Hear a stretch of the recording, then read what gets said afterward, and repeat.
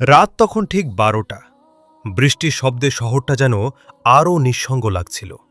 রাস্তার কোণে ভিজে দাঁড়িয়েছিল রাহিম, হাতে একটা পুরনো চিঠি, যেটা সে হাজারবার পড়েছে তবুও ফেলে দিতে পারেনি।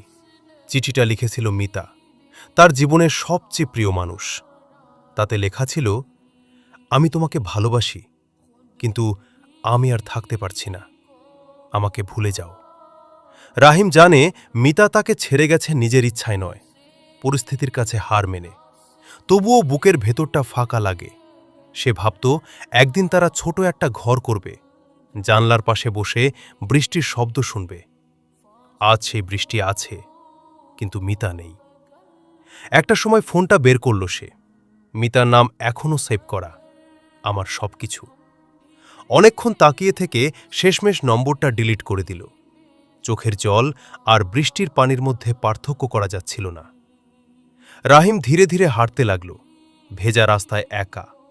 শহরটা আগের মতোই আছে, কিন্তু তার পৃথিবীটা আজ পুরো বদলে গেছে।